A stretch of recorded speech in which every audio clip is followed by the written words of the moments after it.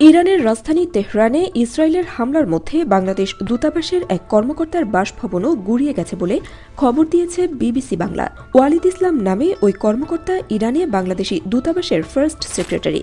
তেহরানের জর্ডান এলাকায় তার বাসা, যা শহরের তৃতীয় জেলার মধ্যে পড়ে।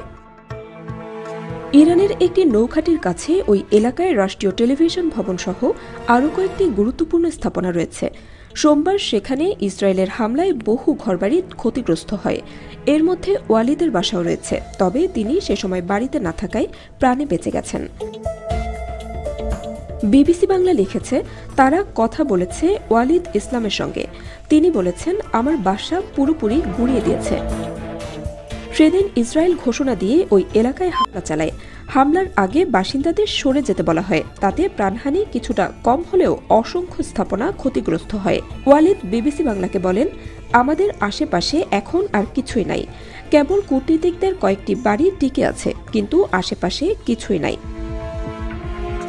বিবিসি বাংলা লিখেছে, সোমবার দুপুরে তেহরানের ৩ নম্বর জেলায় ইসরায়েলি সেনারা হামলার ঘোষণা দেওয়ার পর সেখানকার বাংলাদেশ মিশনে কর্মরত কর্মকর্তা কর্মচারী সহ বাংলাদেশি নাগরিকদের সবাইকে ওই এলাকা থেকে সরে যাওয়ার নির্দেশ দেয় ঢাকা। এরপর তেহরানে অবস্থিত বাংলাদেশের দূতাবাস কমপ্লেক্স ছেড়ে যান সেখানকার কর্মীরাও, যদিও বর্তমানে তারা তেহরানের অন্য এলাকায় অবস্থান করছেন। কিন্তু ইসরায়েলি হামলার ব্যাপ্তি বাড়তে থাকায় এখন নাগরিকদের তেহরানের বাইরে সরিয়ে নেওয়ার পরিকল্পনা করছে পররাষ্ট্র মন্ত্রণালয়। ভারপ্রাপ্ত পররাষ্ট্র সচিব রুহুল আলম সিদ্দিক মঙ্গলবার ঢাকায় এক ব্রিফিংয়ে বলেন, ইরানে থাকা প্রায় ২,০০০ বাংলাদেশের মধ্যে ৪০০ জনের মতো তেহরানে রয়েছেন। আমরা তাদের নিয়ে উদ্বিগ্ন যারা তেহরানে আছে। তারা হামলায় ক্ষতিগ্রস্ত হওয়ার আশঙ্কার মধ্যে আছে।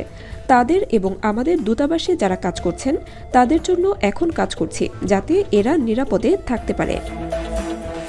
দূতাবাস কর্মকর্তা ওয়ালিদ ইসলাম বিবিসি বাংলাকে বলেন, অনেকেই ফোন দিয়ে কান্নাকাটি করছেন, বলছেন এখানকার পরিস্থিতি ভালো না ভাই, আমাদের বাঁচান। তেহরানের বাইরেও কিছু শহরে হামলা হচ্ছে।